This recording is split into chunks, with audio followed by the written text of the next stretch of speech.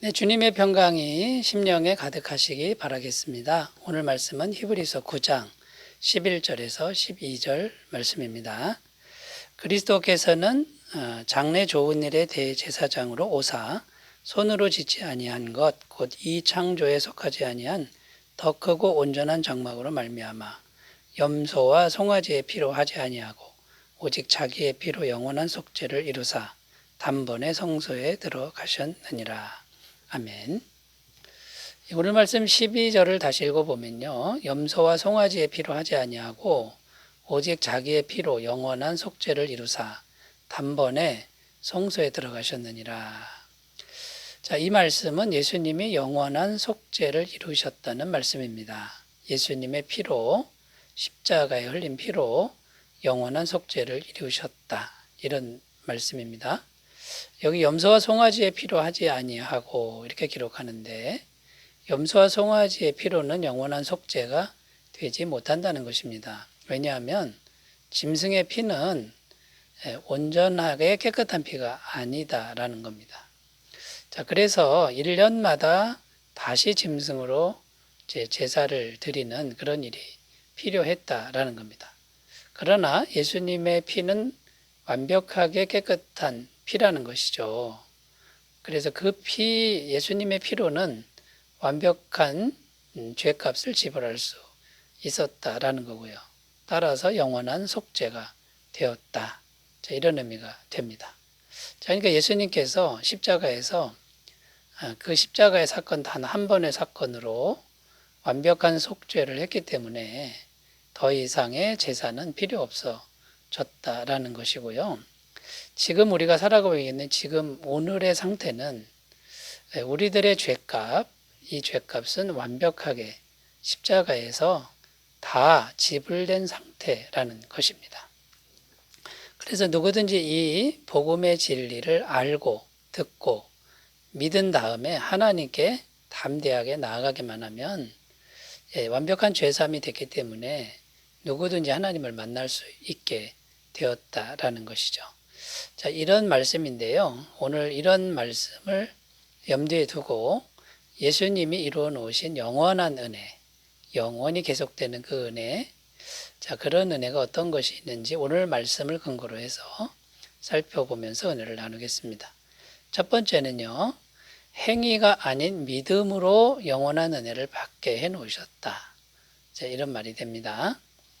성경은 예수님의 영원한 속죄의 은혜는 오직 믿음으로만 받는다 이렇게 증언합니다. 인간의 행위나 인간의 노력으로는 이런 영원한 속죄는 이룰 수가 없다. 예수님이 해놓으신 것을 그냥 믿음으로 받아들이는 것이죠. 로마서 3장 20절입니다. 그러므로 율법의 행위로 그의 앞에 의롭다 하심 얻을 육체가 없나니 율법으로는 죄를 깨달음이니라.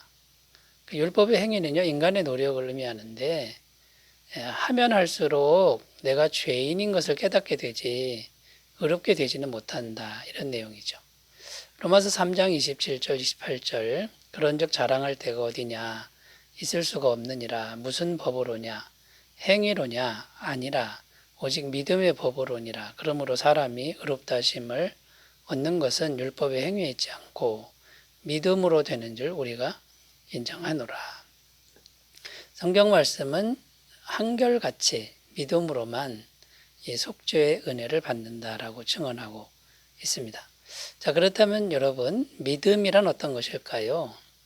신념이나 세뇌, 이것을 의미하는 것이 결코 아닌 것을 기억하셨으면 좋겠습니다. 자, 성경이 말하는 믿음은 예수님이 100% 해 놓으신 것을 그냥 그대로 받아들이는 겁니다. 아무 조건 없이 받아들이는 것을 믿음이라고 합니다. 그러니까 믿음이라고 하는 것은 그냥 받아들이는 것이죠.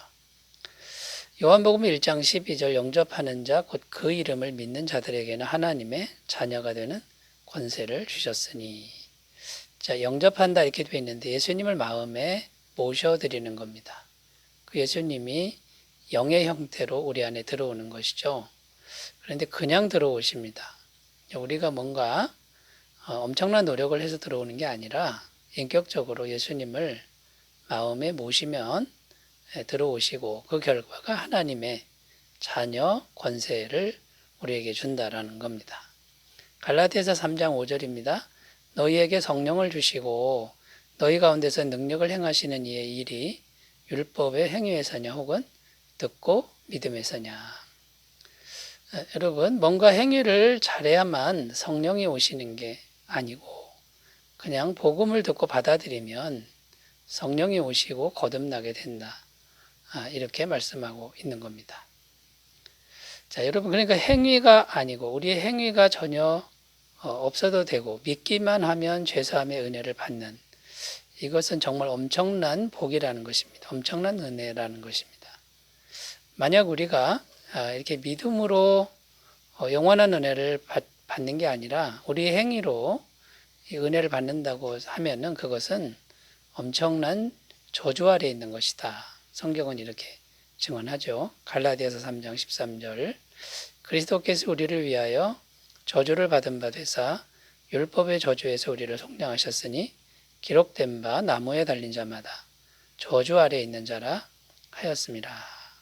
그 율법의 저주는요, 끊임없이 내가 뭔가를 잘해야만 은혜를 받을 수 있다. 하나님 복을 받을 수 있다. 이게 율법의 저주입니다. 율법을 안 지켜도 그냥 믿기만 하면 영원한 은혜가 온다라고 하는 것은 엄청난 복이라는 거죠.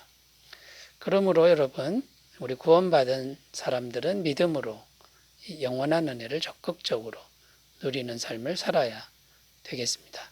히브리서 4장 16절 그러므로 우리는 긍휼하심을 받고 때를 따라 돕는 은혜를 얻기 위하여 은혜의 보좌 앞에 담대히 나아갈 것이니라. 자, 이렇게 말씀하고 있는데요. 첫 번째, 행위가 아닌 믿음으로 영원한 은혜를 받게 해놓으셨다.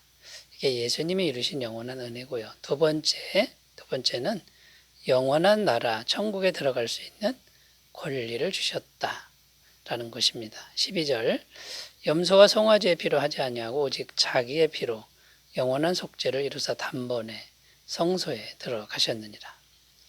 단번에 성소에 들어갔다 이렇게 되어 있는데 하나님 나라 천국에 단 한 번의 십자가 제사로 들어가셨다.